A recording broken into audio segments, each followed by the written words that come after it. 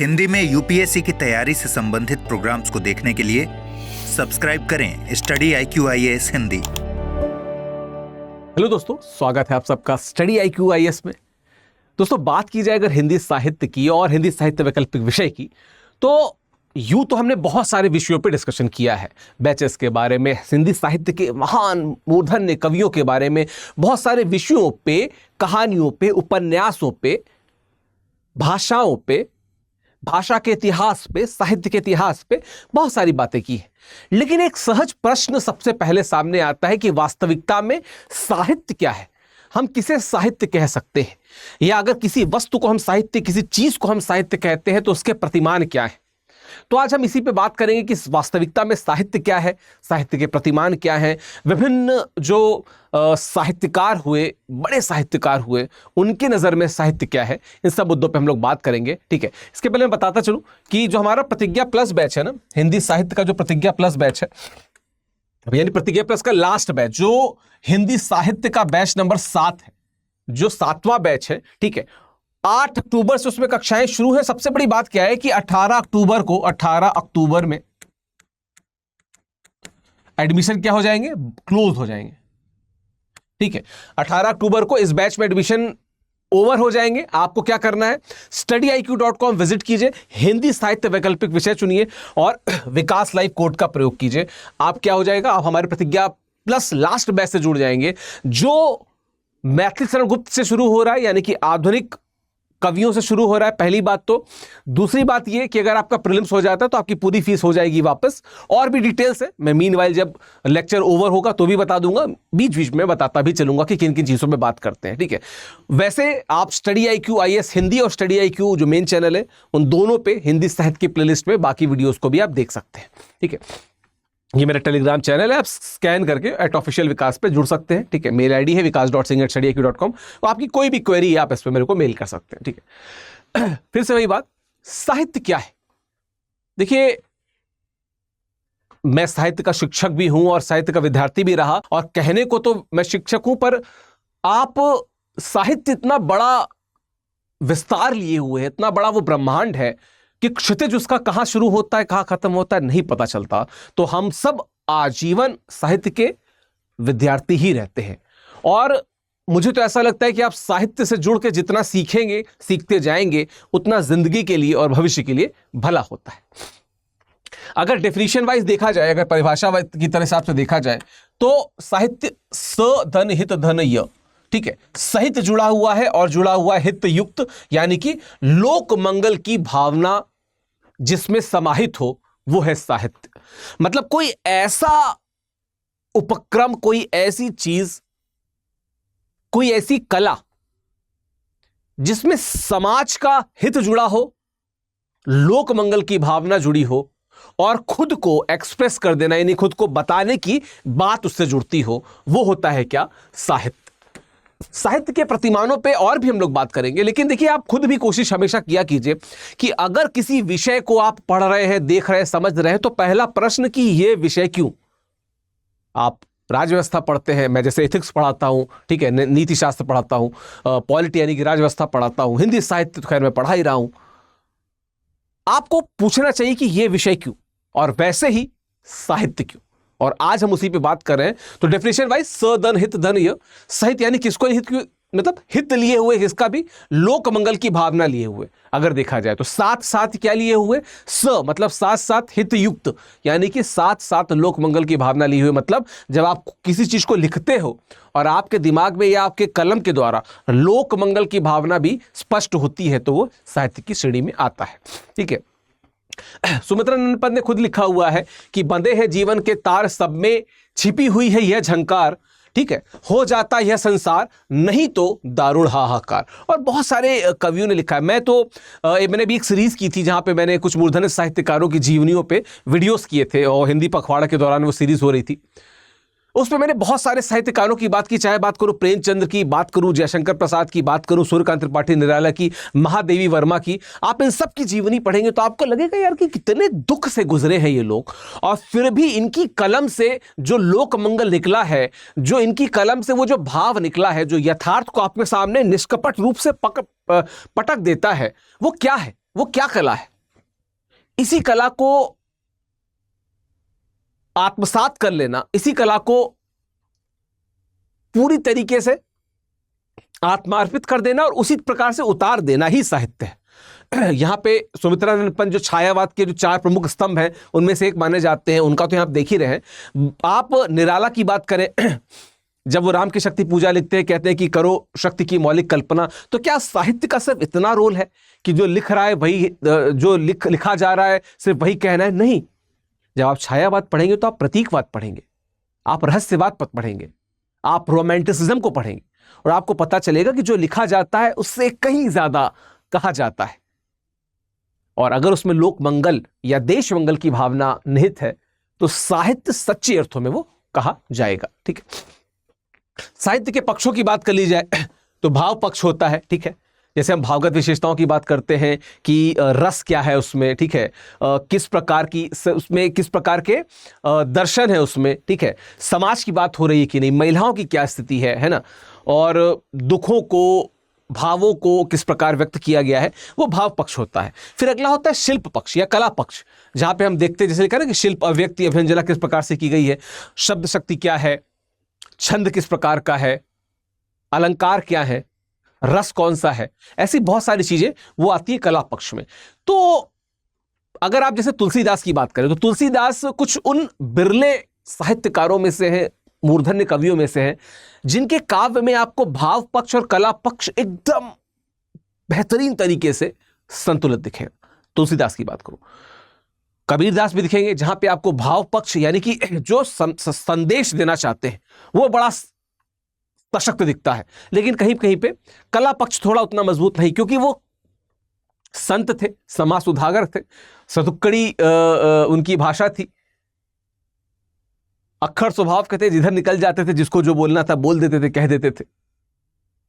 लेकिन तुलसीदास संपूर्ण रूप से कवि हैं तो उनके में कला पक्ष और भाव पक्ष दोनों दिखता है। वहीं जब बिहारी में आ जाएंगे तो हो सकता है आपको भाव पक्ष कम दिखे, कला पक्ष बहुत ज्यादा दिखे। रच रच के अलंकार भरा है, कनक कनक ते सौगुनी मादकता आदि का है, कहत नटत रिजत खिलत मिलत खिलत रजियात, ये सारी चीजें क्या है, मेरी भवबाधा हरो राधा नागरी सोई। मतलब जब आप कबीरदास को देखते हैं तो रॉनेस, जैसे रॉ कहते हैं ना, रॉनेस है उनमें, क्या शानदार भाव पक्ष। शायद कला पक्ष थोड़ा कम। जब आप तुलसीदास को देखते हैं तो भाव पक्ष और कला पक्ष दोनों मजबूत। जब आप बिहारी को देखते हैं तो शायद भाव पक्ष हल्का फुल्का, मतलब ठीक है, बहुत खराब तो नहीं लेकिन ठीक है, लेकिन जो कला पक्ष है बहुत शानदार। तो आपको हर तरीके के वेरिएशन भी साहित्य में देखने को मिलेंगे जब आप साहित्य पढ़ेंगे, और खासकर जब हम साहित्य, हिंदी साहित्य वैकल्पिक विषय में पढ़ते हैं तो आपको ये सभी चीजें मिलेंगी। ठीक है, बात की जाए साहित्य की, अगर एक सार्थक परिभाषा पे बात की जाए तो क्या होनी चाहिए, क्या है? साहित्य शब्द और अर्थ दोनों के समन्वित सौंदर्य से निर्मित ऐसी मंगलकारी रचना है जो रचनाकार के भावों, विचारों या आदर्शों को पाठक या समाज तक संप्रेषित करती है। रचनाकार के भावों, विचारों या आदर्शों को पाठक के समाज तक संप्रेषित करती है। कहने का मतलब, अगर रचनाकार चाहता है कि हम कुछ सकारात्मक चीज, लोक मंगल की चीज लोगों तक पहुंचाना चाहते हैं तो वो पहुंचा सकता है, अगर उस साहित्य वास्तविक अर्थों में साहित्य है। इसका नकारात्मक पहलू भी है। हमने देखा है कि कई बार, कई कालों में लोगों को दिग्भ्रमित करने के लिए भी साहित्य रचे गए, कॉन्स्पिरेसी थ्योरीज भी गढ़ी गई, लिखी गई। तो कहीं ना कहीं साहित्य में कॉन्स्पिरेसी थ्योरीज और इस तरह की चीजें भी हमको देखने को मिलती है। तो क्या कहने का मतलब हमारा क्या, कि साहित्य शायद तब ज्यादा सफल और सुफल माना जाए जब लोक मंगल की भावना निहित हो, समाज को लेकर चलने की भावना निहित हो, और ऐसे में रचनाकार जो लिखे वो हर बात, हर भाव, हर चीज, और जो न लिखे वो भी, जो लिखित है वो तो संप्रेषित हो ही, जो अलिखित है वो भी संप्रेषित हो, तो शायद उसे हम साहित्य कहेंगे, हम उसे साहित्य कहेंगे। ठीक है, साहित्य की एक और सार्थक परिभाषा क्या, कि साहित्य संवेदनात्मक अनुभूतियों की सृजनात्मक अभिव्यक्ति है। संवेदनात्मक अनुभूतियों की, उन भावों को, उन संवेदनाओं को जिन्हें हम महसूस करते हैं, संवेदनात्मक अनुभूतियों की, उन भावों को, उन विचारों को जिन्हें हम महसूस करते हैं, उनकी सृजनात्मक अभिव्यक्ति है। मतलब कितने कलाकारी से, कितने सृजनीय तरीके से हम उस साहित्य को लिखते हैं और जो पाठक है उन तक पहुंचाते हैं।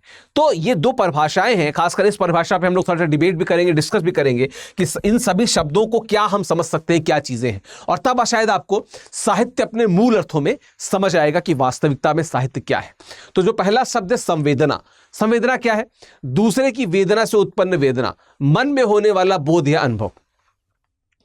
जब हम लोग एथिक्स पढ़ते हैं तो वहां पे हम एक शब्द पढ़ते हैं सिंपैथी और एक शब्द पढ़ते हैं इम्पैथी।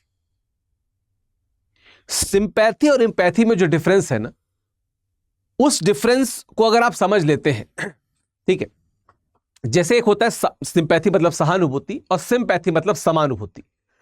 लिखा है दूसरे की वेदना से उत्पन्न वेदना। सिंपैथी क्या होती है कि आपने देखा कि एक बेचारा गरीब बच्चा है, वो टहल रहा है, आपको बहुत खराब लगा कि बेचारा बताओ खाना नहीं मिल रहा है, ऐसा परेशान है, लेकिन जब आप उसको रिलेट करेंगे अपने घर में उपस्थित किसी बच्चे से, यार कि मेरे घर में भी तो एक बच्चा है, अगर वो भूखा रहता तो मुझे कैसा लगता, तब आपके दिल में जो दुख उभरेगा उसको कहते हैं सहानुभूति। लेकिन जब आप उसकी करुणा को देख के अपने दिल में उसी करुणा को महसूस करते हैं तो उसे कहते हैं समानुभूति। कहीं ना कहीं संवेदना उसी समानुभूति के समानांतर खड़ी होती है, ठीक है।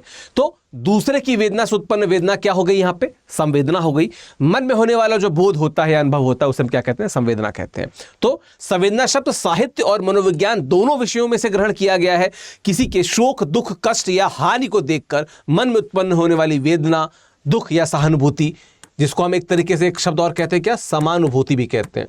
समानुभूति यानी कि एम्पैथी, ठीक है। तो संवेदना, फिर से हम इस परिभाषा पे आते हैं, ठीक है। यहां जो लिखा हुआ है, संवेदनात्मक अनुभूतियों की सृजनात्मक अभिव्यक्ति। तो संवेदना को हमने समझा यहां पे कि संवेदना क्या है। अब अनुभूति पे आ जाते हैं, फीलिंग, एहसास क्या है?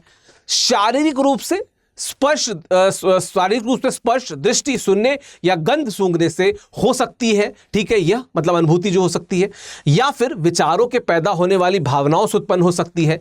संस्कृत में अनुभूति और अनुभव का समान अर्थ है। मतलब क्या कि अनुभव जो होता है उसी को अनुभूति कहते हैं।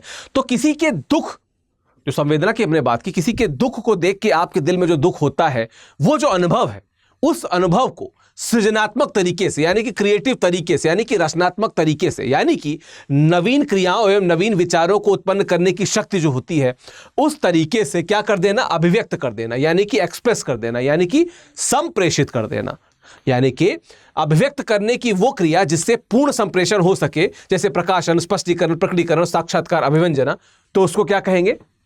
साहित्य कहेंगे। यानी कि अगर इस परिभाषा को वापस से देखा जाए तो क्या कि साहित्य क्या है? संवेदनात्मक अनुभूतियों की सृजनात्मक अभिव्यक्ति है। संवेदना आप कोई महसूस करें, अपने अनुभवों में उसे ढालें या अनुभव के आधार पे उस संवेदना को महसूस करें, फिर एक सृजनात्मक अभिव्यक्ति हो। सृजनात्मक मतलब कि कुछ क्रिएटिव हो, ऐसा ना हो कि आप कॉपी पेस्ट कर रहे हैं या कुछ भी लिखे जा रहे हैं, कुछ क्रिएटिव हो, सामने वाला जो पढ़े उसे कुछ प्राप्त हो। अगर उसे कुछ प्राप्त नहीं होगा तो कहीं ना कहीं ये जो आपका साहित्य की ट्रेड है ये डिरेल हो चुकी है। सृजनात्मक हो और अभिव्यक्ति जो आपकी हो इस प्रकार से हो कि जो सामने वाला हो उसे पूर्ण रूप से ये संप्रेषित हो सके, तो इसे क्या कहेंगे? साहित्य कहेंगे। तो एक परिभाषा हमने देखी जिसे हम कहीं ना कहीं साहित्य की परिभाषा के तौर पर लिख सकते हैं, ठीक है।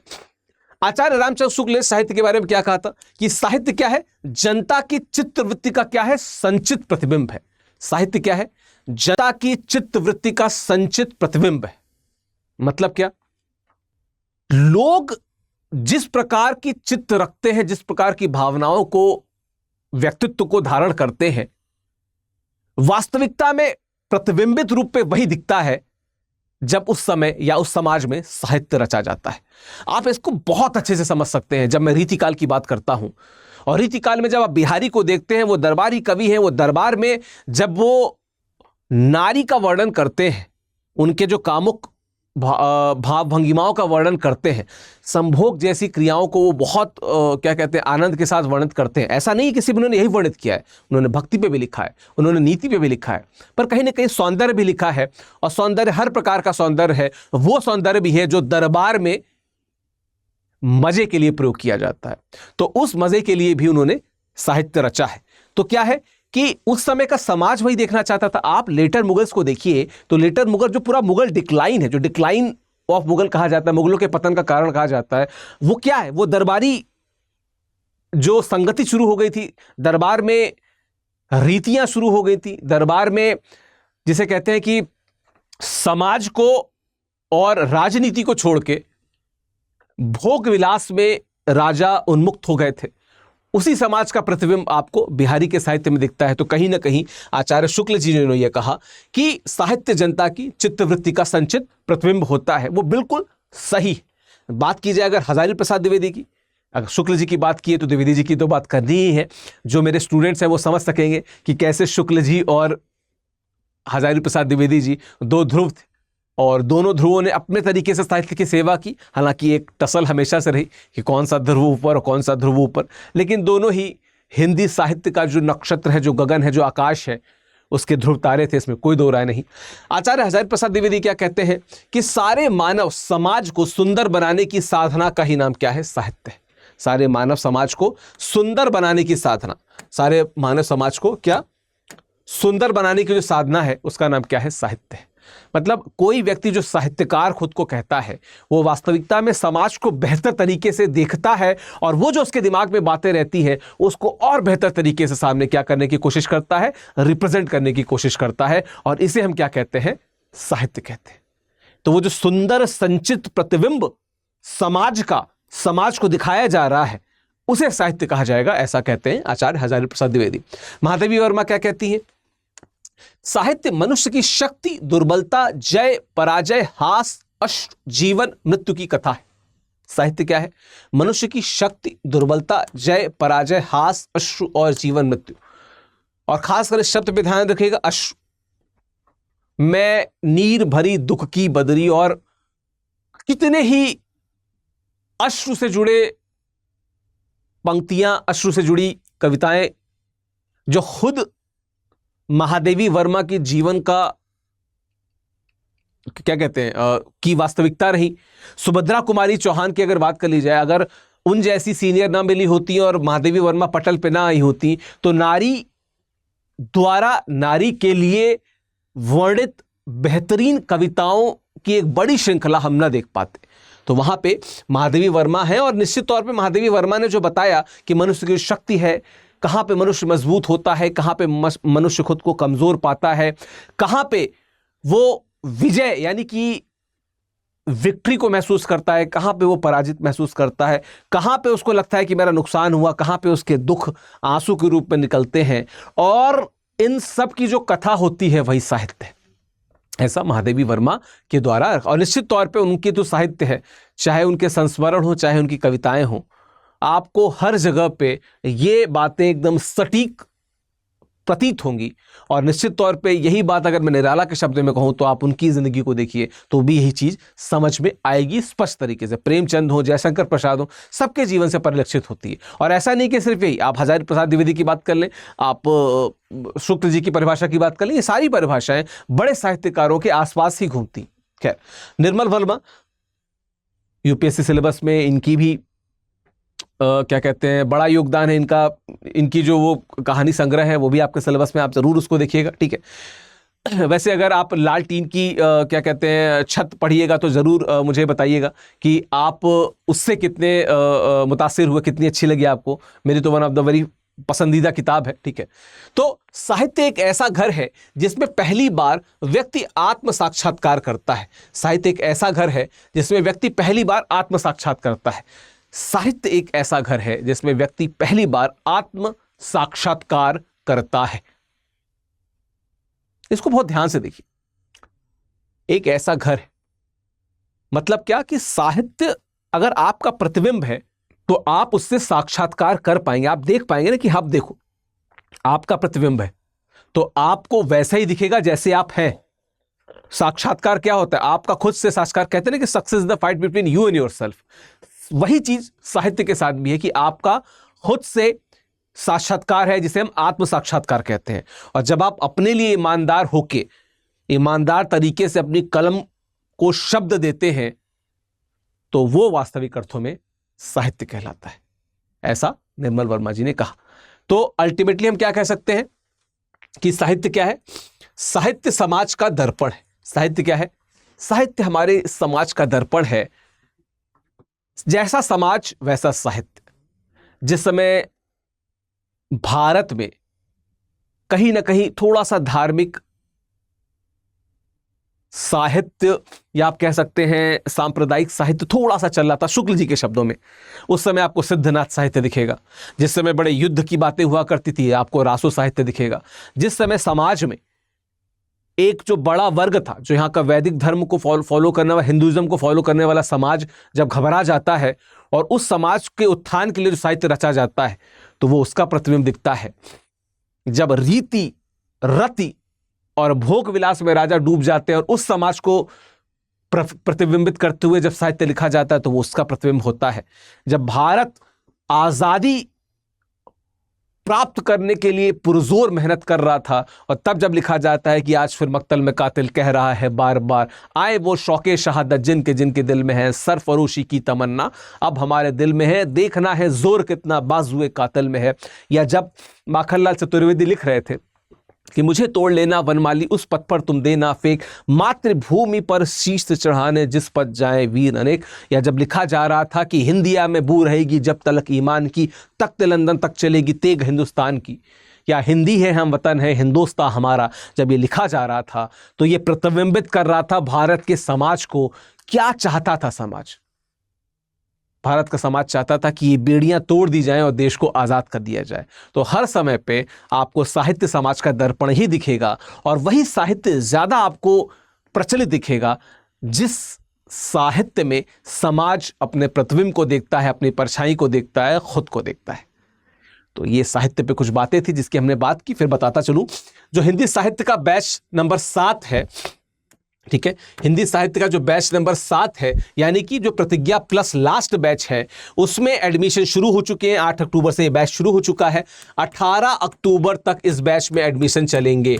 18 अक्टूबर तक इस बैच में एडमिशन्स होंगे, उसके बाद एडमिशन क्लोज हो जाएंगे। करना क्या है, आपको studiiq.com विजिट करके हिंदी साहित्य वैकल्पिक विषय में क्लिक करके विकास लाइव कोड को चूज करना है। मैं एक बार आपको दिखा देता हूं।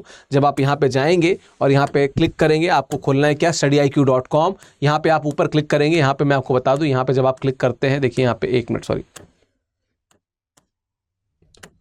आप एक मिनट,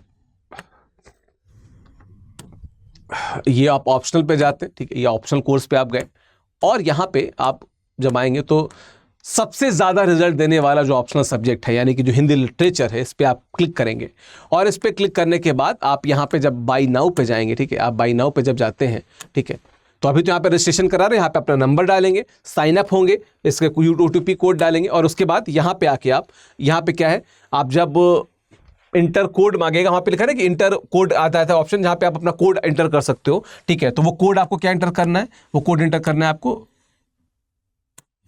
VIKAS बिना स्पेस के LIVE, विकास लाइव कोड इंटर करके आप उस बैच को, यानी कि हिंदी साहित्य के इस बैच से आप जुड़ सकते हैं, जो कि हमारा बैच नंबर क्या है, बैच नंबर हमारा 7 है और प्रतिज्ञा प्लस लास्ट बैच है। यानी कि इस बैच में अगर आप एडमिशन लेते हैं और आपका अगला प्रीलिम्स हो जाता है क्वालिफाई, तो इस बैच की, यानी कि इस बैच में जो फीस है वो पूरी की पूरी फीस हो जाएगी क्या, वापस, जो पूरी फीस हो जाएगी वो आपको मिल जाएगी।